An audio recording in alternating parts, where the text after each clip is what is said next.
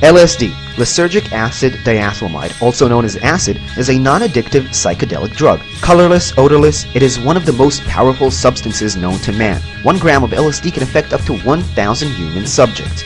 In 1943, Swiss chemist Dr. Albert Hofmann experienced the first ever trip while riding his bicycle back home from his lab, where he had accidentally touched a new synthesized chemical that he had been researching. In 1947, Hofmann's lab released LSD to doctors around the world for clinical trials as a new psychiatric medicine. Patients experienced psychological effects such as expansion of consciousness, emotion, memory, and time. The CIA secretly investigated its mind control potential in an attempt to harness the drug for military use.